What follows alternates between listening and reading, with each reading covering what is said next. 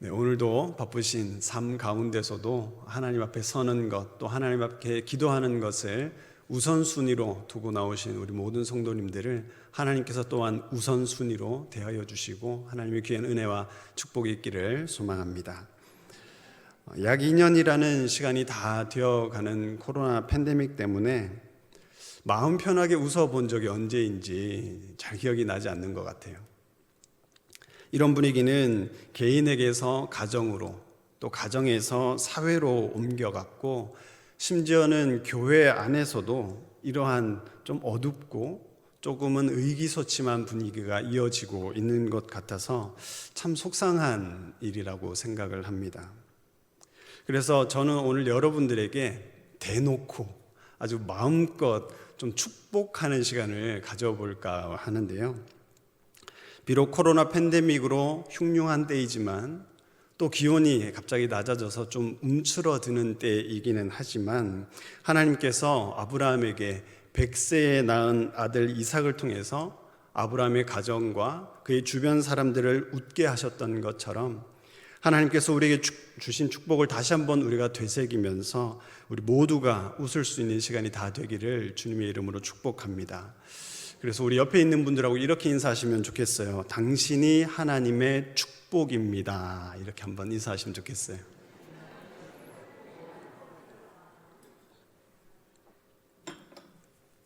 네, 오늘 그런 축복의 주인공들이 다 되시기를 바랍니다.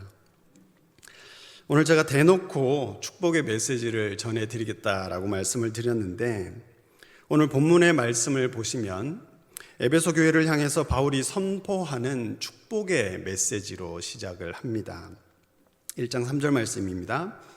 찬송하리로다 하나님 곧 우리 주 예수 그리스도의 아버지께서 그리스도 안에서 하늘에 속한 모든 신령한 복을 우리에게 주시되. 바울이 에베소 교회를 향해서 선포한 축복의 메시지는 같은 신약 시대를 살아가고 있는 저와 여러분들에게도 동일하게 축복의 메시지가 됩니다.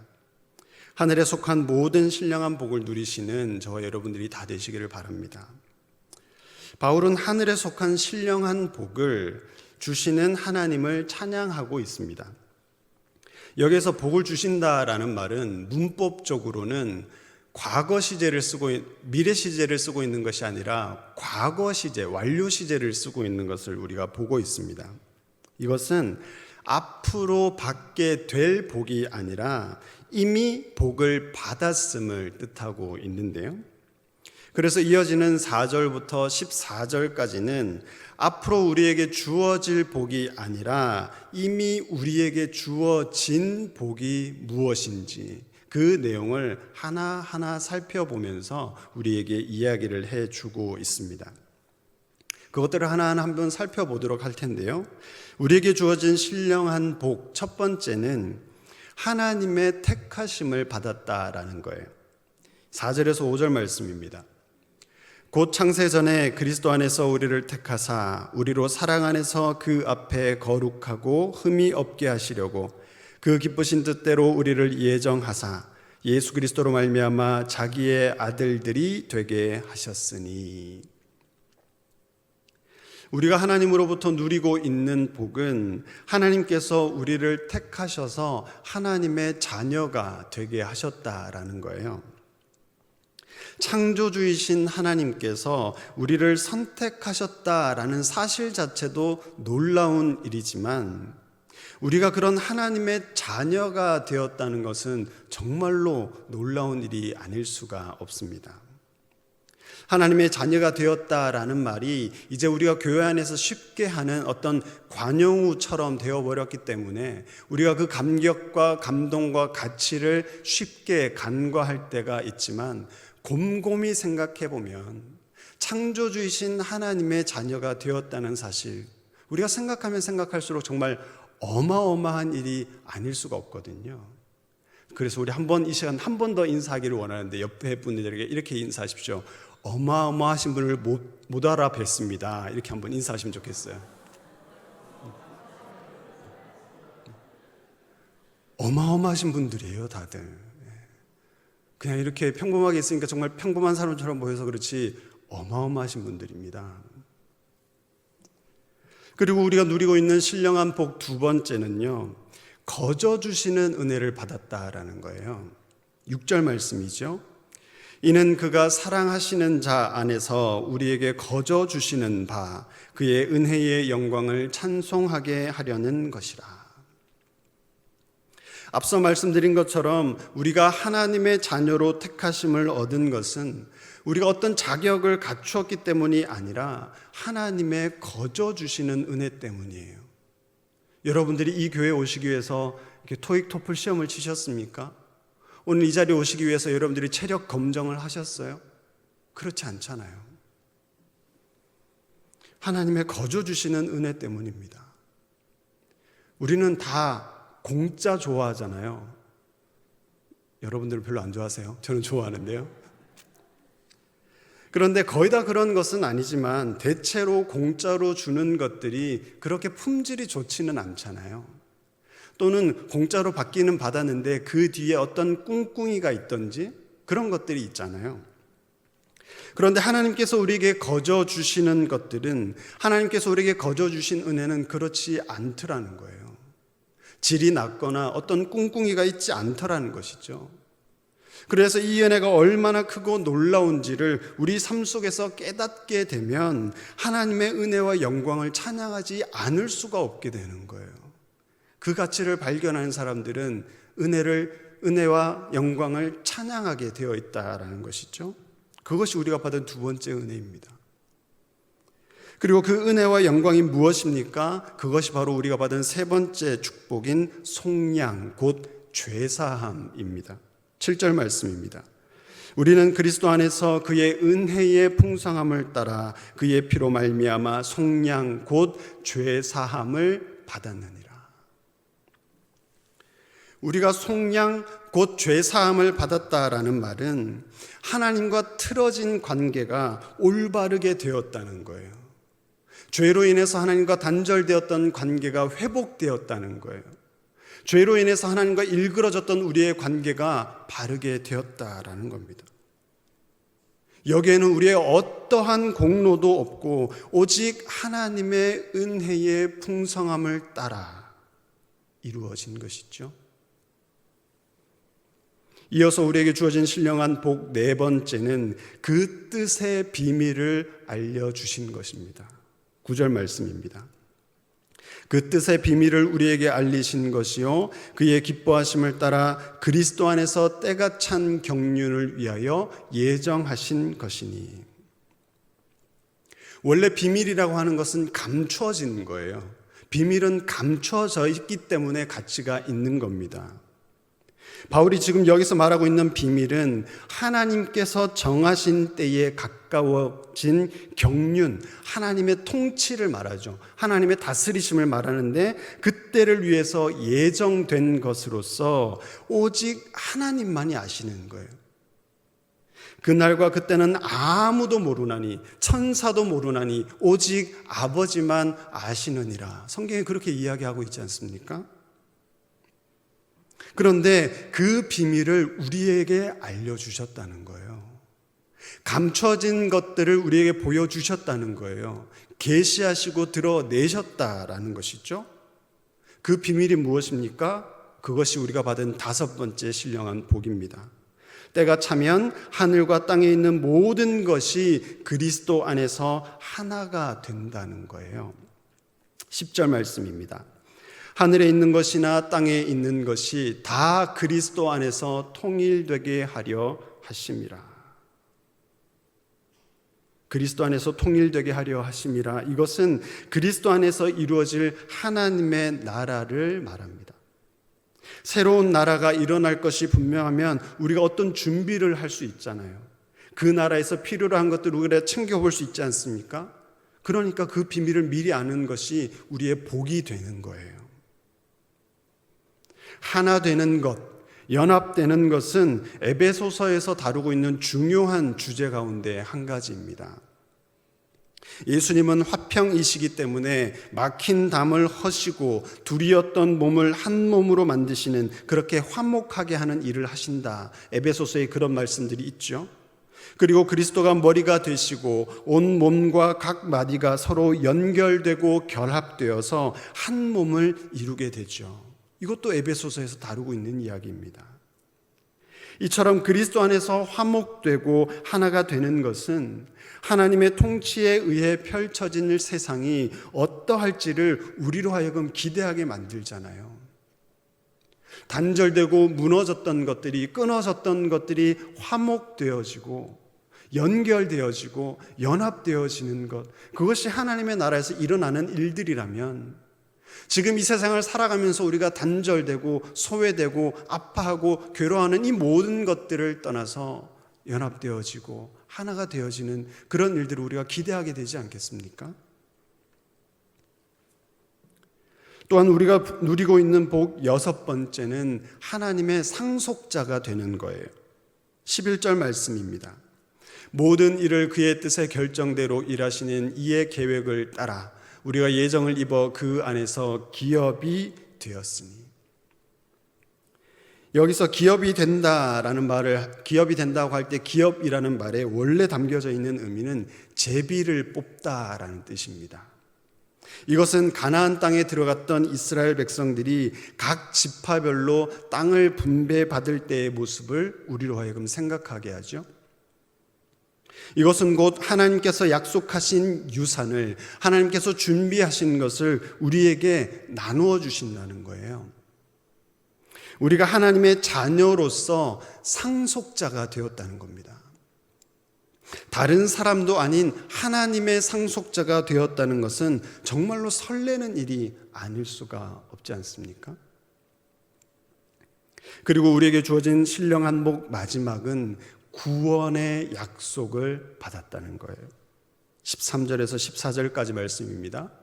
그 안에서 너희도 진리의 말씀 곧 너희의 구원의 복음을 듣고 그 안에서 또한 믿어 약속의 성령으로 인치심을 받았으니 이는 우리 기업의 보증이 되사 그 얻으신 것을 속량하시고 그의 영광을 찬송하게 하려 하심이라.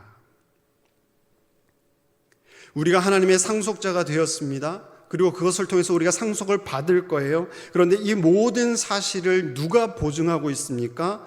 성령이 보증하고 있어요. 우리가 구원의 복음을 들었는데 그 구원의 복음이 이루어질 때까지 성령이 보증하는 인치심, 곧 도장을 꽝 찍어서 보증된 약속을 우리가 받았다는 거예요.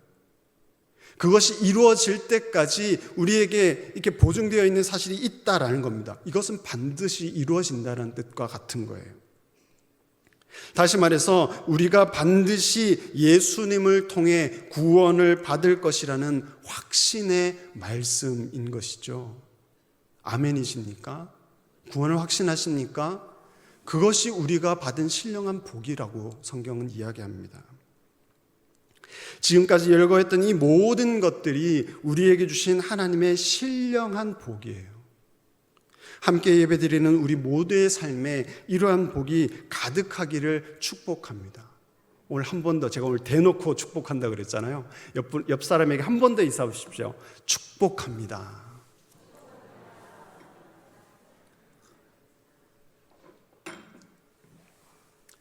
그런데요, 오늘 제가 여러분들에게 말씀드리고자 하는 바는 이제부터가 중요해요. 우리가 이미 하나님으로부터 여러 가지 복들을 받았는데 앞서 나열했던 축복의 내용들을 가만히 보면 한 가지 조건이 붙어 있어요.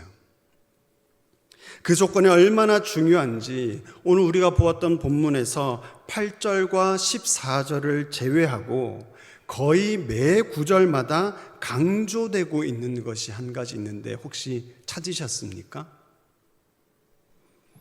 그리스도 안에서. 그리스도 안에서. 4절, 3절부터 계속 보면 그리스도 안에서 예수 그리스도로 말미암아 그의 사랑하시는 자 안에서 그리스도 안에서 그 안에서 이 모든 것들은 다 그리스도 안에서라는 말과 같은 이야기입니다. 이걸 엔 크리스토라고도 하는데요. 이것은 바울의 신학에 있어서 중요한 주제 가운데 하나입니다. 그리스도 안에서. 바울이 에베소의 성도들과 또한 오늘 우리에게 선포한 축복의 말씀을 다시 한번 보십시오. 1절 3절 말씀입니다. 찬송하리로다 하나님 곧 우리 주 예수 그리스도의 아버지께서 그리스도 안에서 하늘에 속한 모든 신령한 복을 우리에게 주셨다. 하나님께서 우리에게 복을 주셨는데 그 복은 그냥 주어진 것이 아니라 그리스도 안에서 우리에게 주어졌다는 거예요. 이는 우리에게 주신 하나님의 복은 그리스도 안에서 유효하며 그 속에서만 우리가 누릴 수 있다는 뜻입니다. 오늘 본문에서 이 그리스도 안에서라는 말은 너무나 중요하기 때문에 우리가 조금 더 생각해 볼 필요가 있는데요. 여러분들은 그리스도 안에서라는 말을 들었을 때 어떤 생각을 먼저 하십니까? 이 말을 들었을 때 우리가 가질 수 있는 대표적인 두 가지 오해가 있는데요. 첫 번째는 그리스도 안에서라는 말을 어떤 장소적인 개념으로 생각하는 거예요. 그리스도 안이라고 하면 마치 그리스도 안이라는 어떤 장소가 있고 그 반대인 바깥이라는 장소가 있는 것처럼 우리가 생각할 수 있습니다. 하지만 그렇지 않아요. 실제로 이번 코로나 팬데믹 초기에 이러한 개념 때문에 예배에 대한 상반된 논의가 있었습니다. 지금까지 우리가 늘 현장에서 예배를 드려왔기 때문에 예배당 안에서 드리는 예배는 참된 예배이고 예배당 밖, 그러니까 온라인으로 드리는 예배는 진짜 예배가 아니다라고 생각하는 주장들이 일어나기도 했었죠. 이것은 교회를 안과 밖이 있는 어떤 장소적인 개념으로만 생각했기 때문에 생긴 오해입니다. 교회는 우리에게 보이는 건물이기도 하지만 예수 그리스도를 구주로 믿는 우리 모두가, 우리 각자가 또한 교회이기도 하죠. 중요한 것은 어떠한 장소이냐 하는 것이 아니라 그곳에 예수님이 계시느냐 아니냐, 사실은 이게 중요한 것이었거든요. 아무리 예배당 안에서 예배를 드린다 하더라도 우리 안에 예수 그리스도에 대한 믿음과 소망이 없다면 그것은 그냥 사람들의 친목 모임이 될 수밖에 없습니다. 아무리 십자가도 없고 찬양도 없고 반주도 없는 그냥 휑한 예배의 자리일지라도 그곳에 주님이 계시다면 그것이야말로 가장 흠없고 아름다운 예배가 되지 않겠습니까? 같은 관점에서 이 그리스도 안에서라는 말은 어떤 장소적인 개념에 국한되어서는 안 되는 거예요. 또한 우리가 범할 수 있는 두 번째 오류는요, 그리스도 안에서라는 말은 관념이 아니라는 거예요. 그리스도 안에서라는 말이 어떤 장소를 말하는 것이 아니라고 해서 그리스도 안에 있다라는 말을 어떤 생각이나 관념, 느낌처럼 생각하는 것도 올바르지 않습니다. 청년들을 만나서 신앙 상담을 하다 보면 종종 이런 말을 듣게 됩니다. 목사님, 요즘 저는 좀 신앙이 없어진 것 같아요. 예전에 제가 믿음이 있다고 생각했는데 요즘은 진짜 믿음이 없어요.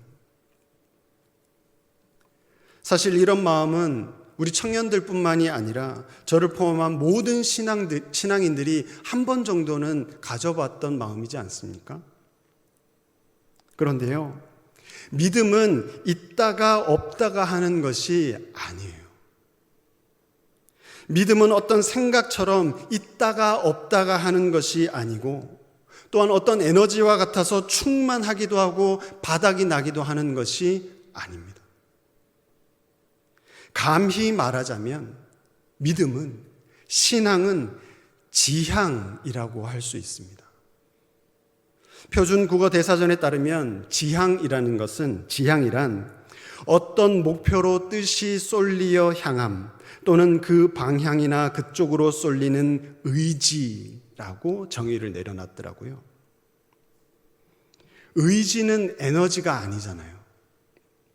외력에 의해서, 외부의 자극에 의해서 영향을 받을 수는 있지만 기본적으로는 자기 안에서 나오는, 자기의 통제에 의해서 최우선적으로 반응하는 것이 의지이지 않습니까?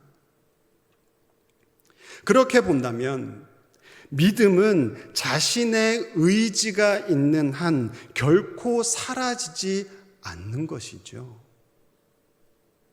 어떤 의지일까요? 그리스도를 지향하려는 의지. 그리스도를 지향하려는 의지만 있다면 우리가 믿음이 없어질 수가 없는 거예요. 우리가 믿음이 없다고 느끼는 것은 그리스도를 지향하려는 의지가 없어졌다는 말이에요. 이러한 이유 때문에 그리스도 안에서라는 말은 관념적이라기보다는 오히려 현실적이고 실제적이며 실존적이기까지 합니다. 그래서 결론을 말씀을 드리자면 그리스도 안에서라는 말은 그리스도를 지향하는 삶의 자세를 말합니다. 예를 들어서 나침반을 한번 생각해 보십시오. 여행자가 어디로 가고 있든지 간에 나침반 바늘의 붉은 쪽은 항상 북쪽을 가리키는 법이죠. 지금 내가 나아가고 있는 방향과는 상관이 없이 지향하는 곳이 변하지 않습니다. 이것을 정향, 정해진 방향 혹은 방향을 정하는 것이라고 말할 수 있습니다. 오늘 설교의 제목을 그래서 정향이라고 정해봤습니다. 저는 그리스도를 지향하는 삶이 바로 우리의 정향이라고 생각합니다. 우리는 신앙적으로 그럴듯한 삶을 살려고 애쓰지만 때로는 부끄럽기도 하고 괴롭고 참담한 때를 맞기도 합니다. 우리가 살아가는 상황은 늘 변하기 마련이죠. 이렇게 변화무쌍한 상황을 살아가는 우리에게 있어서 바른 신앙이라고 하는 것은 어떠한 상황에도 흔들리지 않는 것이 아니라 오히려 넘어지고 실패했을 때에도 다시 한 번 더 일어나는 것. 또 넘어지고 또 실패할 것 같지만 그럼에도 불구하고 다시 한 번 더 일어나서 그리스도를 지향하는 것, 일어날 의지를 가지는 것, 그것이 바로 우리가 가질 바른 신앙이다라고 할 수 있겠습니다. 이러한 신앙 삶을 위해서 우리에게 중요한 것이 무엇이겠습니까? 정향이에요. 그리스도라는 정향, 그리스도를 지향함만 있으면 비록 길을 잃고 헤맬 때도 돌아갈 수 있는 거예요. 그래서 정향을 잊지 않는 것이 중요합니다. 이슬람 교인들은 자신들이 살아가던 삶의 영역을 떠나서 어느 곳으로 여행을 하게 되면 가장 먼저 하는 행동이 있습니다. 이들은 하루에 3번 자신들의 성지인 메카를 향해서 절을 하는데 그렇게 하기 위해서는 자신이 있는 곳에서 어느 방향이 메카인지를 알아야 하죠. 일종의 정향이죠. 그래서 그들은 어디를 가든지 가장 먼저 자신들의 정향을 찾습니다. 이와 마찬가지로 우리 그리스도인들도 날마다 그리스도라는 정향을 확인해야 할 필요가 있습니다. 그리스도 안에서 그리스도를 지향하는 것은 자기 중심성을 극복하는 거예요. 역설적이지만 자기 중심적인 것을 지향하는 것이 곧 그리스도를 지향하는 것이 되는 것이죠. 그리스도를 지향함으로 그리스도 안에서 살아가는 우리 모두가 되기를 바라고 그러한 삶 가운데에서 우리를 향한 하나님의 그 은혜의 풍성함을 살아갈 수 있는 저와 여러분들이 다 되시기를 주님의 이름으로 축원합니다. 기도하겠습니다. 하나님, 오늘도 하나님 앞에 우리가 서게 됩니다. 우리에게 주신 말씀을 통해 우리를 향한 하나님의 신령한 복이 우리에게 있음을 깨닫습니다. 소망 가운데 하나님의 풍성한 은혜를 누리며 살아가게 하시기를 원합니다. 그런 복된 삶을 소망하며 우리가 그리스도 안에 있기를 간절히 원합니다. 예수가 그리스도이심을 믿으며 예수라는 정향을 지향하며 살아가게 하옵소서. 우리에게 주어진 삶을 살아가며 여러 가지 어려움과 유혹에 흔들리며 넘어지기도 할 테지만 그때에도 예수 그리스도를 지향하는 믿음을 잃지 않고 그리스도 안에서 바른 삶을 살아가는 주의 백성들이 되게 하여 주시옵소서. 예수님의 이름으로 기도드립니다.